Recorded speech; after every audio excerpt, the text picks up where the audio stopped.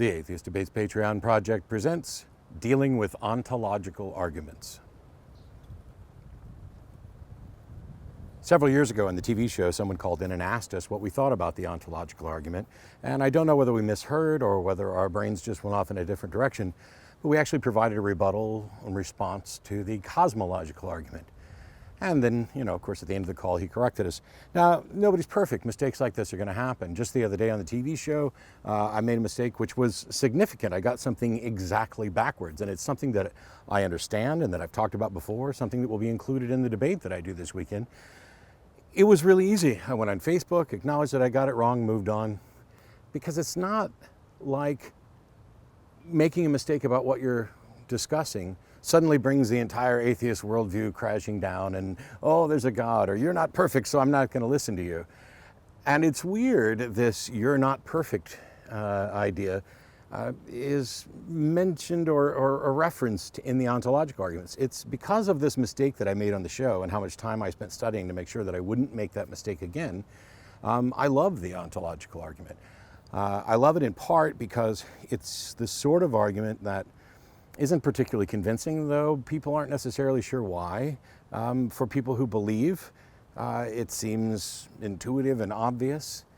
But the truth is, they began with a belief in a God, they then defined this, and then they have structured an argument and are seeking perhaps evidence to bolster that up. They are leading the argument and evidence towards their conclusion. And in the many years since it was first presented, it's been reformed and revitalized and talked about in different ways, and none of them are any more convincing or any more useful as a proof for the existence of God, something we'll get to a little later. So what is the ontological argument? We know that ontology is the philosophical label for what something is, its properties, its essence. Ontological arguments deal with that. They basically argue for the existence of God, or whatever it is you're arguing for, based on its properties. But where did the ontological argument sort of start? Well, let's dive in at what is generally viewed as the beginning with St. Anselm. So we go back in time to 1078, and St. Anselm is publishing some books, including his thoughts on the existence of God. Without getting into the specifics of the many different ways that his version has been interpreted, let's start this way.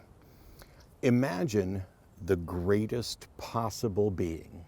Like, conceive in your brain of the being that is greater than anything and anyone that could possibly be.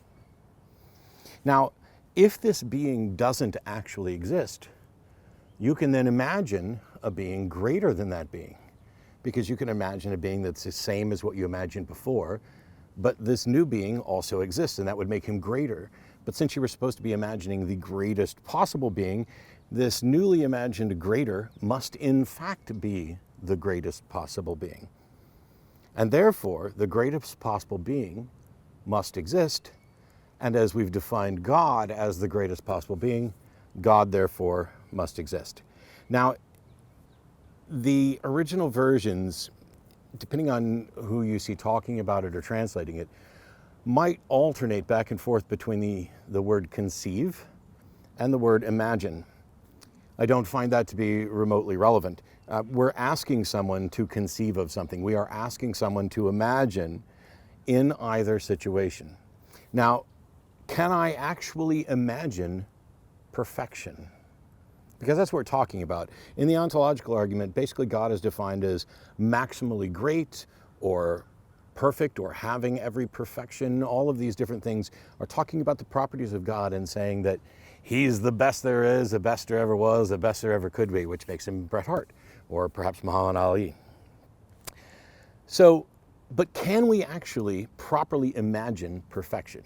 Now, we can certainly imagine the abstract concept of perfection. We can imagine some idealized thing, but we can't fully actually understand it. So maybe we can claim to imagine this perfect being, this God, but can we actually? And so at the beginning, when you're asked to conceive of the most perfect being, it's something you can't quite really do. Now, there were two different versions, just slightly different than St. Anselm presented initially. The first one that I kind of referenced argues that God is the greatest being imaginable. And it continues in the second version that if God is merely a concept, that if he only exists as an idea in someone's head, then the God that exists in reality as something more than merely an idea in someone's head is superior. And therefore that superior one is greater and must be the greatest, and therefore God by definition exists. And I say by definition because that is probably the single most important thing about ontological arguments. We are defining something with peculiarities of language, maximal, perfect, greatest, that imply existence in one way or another. That if we say that something is perfect, well, of course, it would be more perfect to exist than to not exist. But is that really true? Is it the case that it's more perfect or greater for something to exist than to not exist? This is the primary objection that gets levied at the ontological argument over and over again. And that is, in some way or another, you are basically saying that existence is a property of perfection or greatness or maximal greatness. Now, I'm not going to remotely claim that I'm better than the greatest philosophers of all time who have addressed the ontological arguments in many different ways.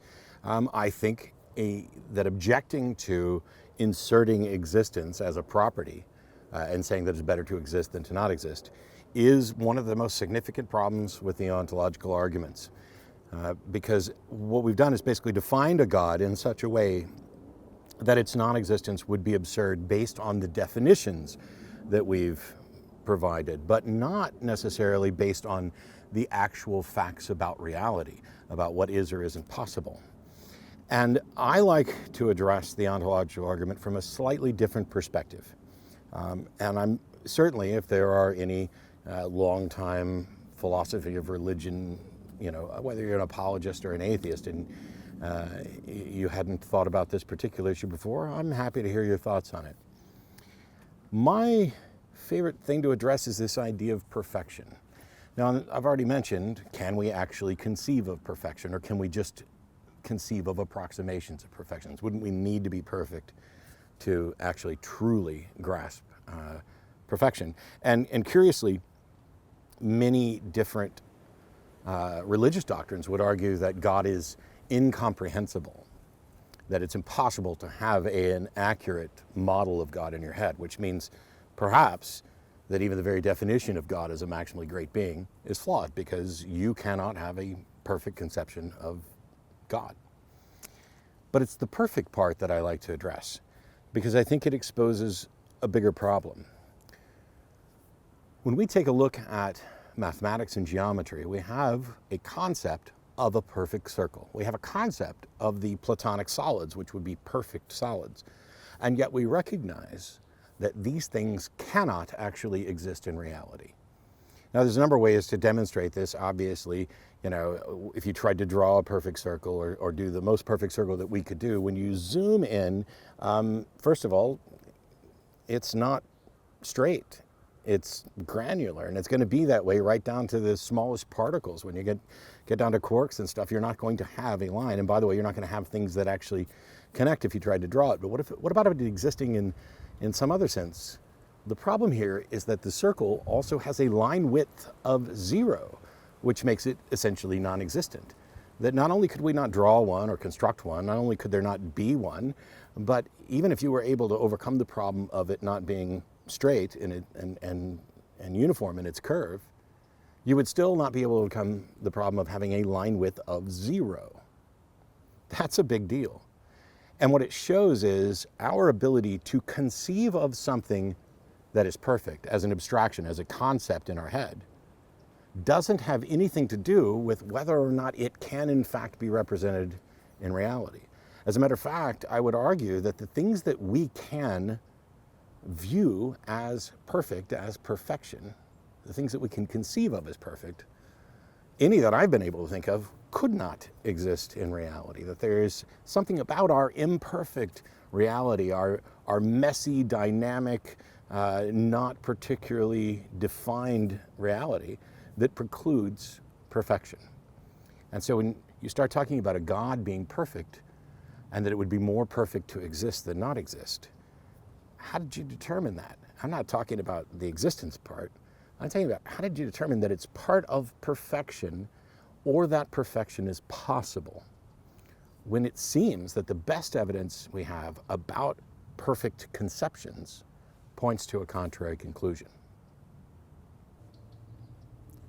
So for years, this original argument from St. Anselm in 1078 was addressed by pretty much everybody. You know, every 50 to 100 years or so, you'd find somebody writing about this thing, from Descartes to Hume, all the way up into modern times, when we had mathematician Kurt Gödel provide his version of the ontological argument, where essentially his axiom number 5 was that necessary existence is a positive and God is the most positive. But positive and perfection aren't well defined in his argument or elsewhere. And I don't see what the justification is, again, for saying that existence is a property of perfection or that it's a positive. Certainly, I think I would much rather exist than not exist, but there are people who have a different view of this. There are people who are happy to end their existence because this existence is so miserable. So this doesn't apply to a God, but when we're talking about is existence necessarily a positive, I'm not sure that you can say that. I don't know what the justification is for it, but it was nice to see a more formally structured argument.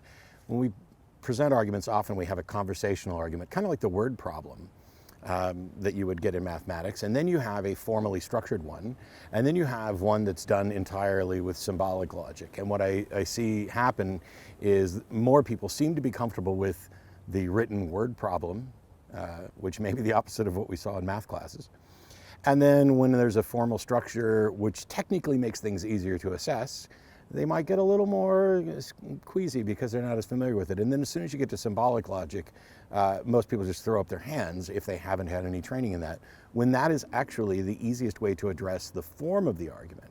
But it's not, symbolic logic is not the easiest way to address the substance of an argument. So if we go from word problem to formal structure to symbolic logic, you could also view this as word problem is far more about the substance, the content, which makes it about soundness and makes soundness easier to address. And at the extreme end of symbolic logic, you have almost entirely structure, that you have to work to inject the actual context into there. So this would deal more with validity, or at least as far as what we're comfortable, how we're comfortable using it. But after Kurt Gödel, we had Alvin Plantinga, who used modal logic, the logic of possibilities and probabilities, to discuss this argument for the existence of God. What I think he's done here is to merely obfuscate the original version of the argument to such a way that there are fewer and fewer people who can address it. More people are comfortable with the word-based arguments than they are with the symbolic logic, and as soon as we start adding structure, you lose some people. But moreover, the specifics of language that are used in the modal logic ontological argument loses almost everybody. I mean, there's a fraction of a percent of the population who I think has any hope of seriously understanding this argument. Now, I'll pop it up here. I'm going to read through it on my paper right here, so excuse me. Number 1, a being has maximal excellence in a given possible world W, if and only if it is omnipotent, omniscient, and wholly good in W. And number 2, a being has maximal greatness if it has maximal excellence in every possible world. Number 3, it's possible that there is a being that has maximal greatness. Number 4, therefore, possibly it's necessarily true that an omniscient, omnipotent, perfectly good being exists. 5, therefore, it is necessarily true that an omniscient, omnipotent, and perfectly good being exists. 6, therefore, an omniscient, omnipotent, and perfectly good being exists. Now, I've objected before to the 5th one because I have some concerns about modal logic and how you get from this is possible, this is necessarily possible, to this is possibly necessary, or whichever version those should go in, to this is necessarily true. How do you get from, hey, this might exist in some possible world, to it definitely exists in our world? But I can set all that aside, because this particular version of the ontological argument at premise 3 says it is possible that there is a being that has maximal greatness. That is a bald assertion. How did you bother to demonstrate that? How did you come to that conclusion? Isn't that akin to saying that it's possible for a perfect circle to exist, as long as we're talking about, perfection and maximal greatness? It seems that in every single version, we are essentially defining a God into existence, or attempting to define a God into existence, by using peculiarities of language to say, hey, it's possible that there's a being with maximal greatness. Well, this seems to play on our intuition, where we like to think that things are possible until they're demonstrated to be impossible, which isn't necessarily the case. Something is either possible or impossible, independent of your ability to demonstrate it. But if you're going to claim that something is possible, you have then adopted the onus of demonstrating that this is possible. I'm saying possible far too many times, but at least I think I'm making more sense to more people than the convoluted possible worlds that we're talking about. And so the issue with Plantinga's version, for me, to begin with, the strongest issue, is in number 3, where he says, it is possible that a being of maximal greatness exists. And playing on our idea that, oh, well, anything's possible, is different from saying it is in fact possible in our world for this being to exist. And that's the assertion. William Lane Craig has his own version of it as well, that begins with, it is possible that a maximally great being exists. So he skips over some of Plantinga's stuff and just goes right to the bald assertion. It's possible that a maximally great being exists. And then he does the same possible worlds thing to get to, therefore, this being exists. Same objection. How do you know this? How do you know that it's possible for a perfect circle to exist, etc., even when we think it's probably not? Only by defining something as maximally great and declaring that maximally great would prohibit limitation to a single world can you claim that it must exist in all possible worlds. Essentially, this begs the question. By defining God in such a way that its non-existence appears impossible, without actually demonstrating that its existence is in fact possible. So a curious thing about the ontological arguments is that not only are they not particularly convincing, and we seem to get new versions of them and we seem to be chasing our tail, but there are also parodies of ontological arguments. Now, I'm not presenting this particular one as if it somehow refutes it. There are parodies that seem to be a sort of reductio ad absurdum, an attempt to show how absurd the ontological argument is. I just found this one humorous. I am not, again, for the apologists, claiming that this clearly demonstrates some flaw in the ontological argument. I think we've probably already taken care of that. But this is the work of Douglas Gasking, who was a philosophy professor in, I believe, Melbourne. Number 1, the creation of the world is the most marvelous achievement imaginable. Number 2, the merit of an achievement is the product of A, its intrinsic quality, and B, the ability of its creator. Number 3, the greater the disability or handicap of the creator, the more impressive the achievement. Number 4, the most formidable handicap for a creator would be non-existence. Number 5, therefore, if we suppose that the universe is the product of an existent creator, we can conceive of a greater being, namely one who created everything while not existing. An existing God, therefore, would not be a being than which a greater could not be conceived, because an even more formidable and incredible creator would be a God which did not exist. Hence, God does not exist. Now, getting back to the ontological argument for the existence of God, Alvin Plantinga notes that about his own modalogic version and other variant attempts to revitalize the ontological argument. He says, quote, "Our verdict on these reformulated versions of St. Anselm's argument must be as follows. they cannot, perhaps, be said to prove or establish their conclusion. But since it is rational to accept their central premise, they do show that it's rational to accept the conclusion. So what he's saying is, these arguments don't prove or establish that a God exists. That's their conclusion. If they don't prove or establish the conclusion, then what good are they? If someone says, hey, please provide your argument for the existence of God, and you present the ontological argument, and even one of the foremost presenters of an ontological argument notes that they do not demonstrate their conclusion, or prove or establish their conclusion, why are you presenting it?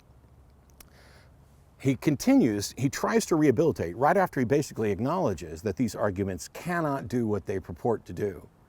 He tries to rehabilitate this by saying, but they do show that it is rational to accept that conclusion.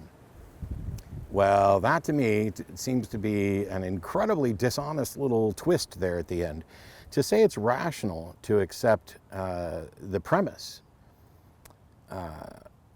therefore it's rational, because you should accept the premise, therefore you should accept the conclusion, is potentially fallacious. Of course, that's the way logical arguments work. If in fact you accept the premises, you should accept the conclusion. But the issue here is whether or not the premises are true. This premise of it's possible that a God exists, for example, has not been established as true. Essentially, this issue is about whether or not a maximally great being could hypothetically exist. And this is something that Plantinga hasn't established, and yet he views it as rational and declares it so. Well, of course it's rational to accept the conclusion of a valid argument. But we're trying to address the soundness here. Are the premises actually true? If they were demonstrably true, if you could show in fact that it was possible that a God exists, or that a God did exist, whatever, then we'd have a valid and sound argument for the existence of God, and Plantinga and others would presumably simply acknowledge that this argument has in fact proved or established its conclusion. But he does the exact opposite. He acknowledges, rightly, that these arguments don't establish their conclusion. Now, interestingly to me, if the ontological argument was in fact the best argument for the existence of God, and I've said this before about other arguments, what kind of God can best be demonstrated by an argument that a tiny fraction of the population can understand? If you take everybody who's ever existed, there is only a vanishingly small portion of those people who can potentially understand this. Plus the arguments, the modal logic arguments didn't exist until modern times.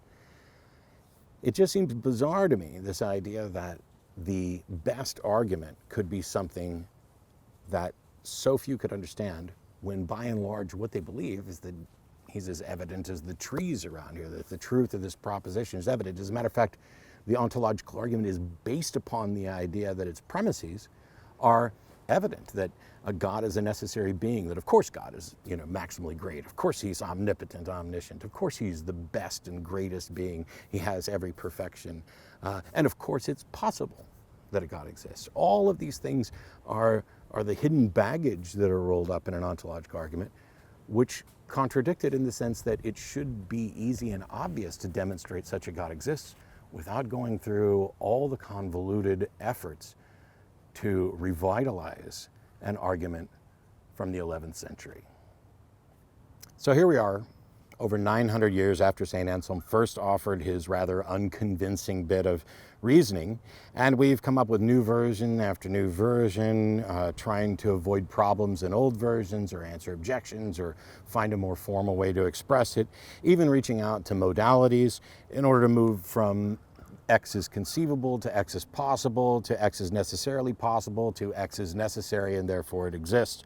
And in truth, we're still in every one of these instances just attempting to define a God in such a way, to define it as perfect or with maximal excellence or greatness, and then claim that this sort of maximal greatness is possible and in fact is necessary, that its impossibility is impossible, that it's asserted that it is better to exist than to not exist, that perfection includes existence despite what we know about perfect circles and Platonic solids. These attempts to define God into existence are the hallmark of ontological arguments. defining God into existence, imagining God into existence, how about we demonstrate that a God exists? How about we begin by demonstrating that it's possible that a God exists? How about if we acknowledge that our argument does not prove or establish its conclusion, that this argument is therefore garbage, that the purpose of an argument is to prove or establish its conclusion, and if your version of the argument does not prove or establish its conclusion, it is useless. And attempting to say, yeah, but, it's rational. Essentially, if you're convinced that it's possible for a God to exist, then you definitely should be convinced that a God exists. Which means that the ontological arguments should really be formulated like this. Number one, it's possible that a maximally great being exists. Number two, if you agree, then you should believe that God exists. Number three, if you don't, well, we'll just try to come up with some other argument. This video is made possible by supporters of the Atheist Debates Patreon project. You can find more information and add your support at patreon.com/atheistdebates.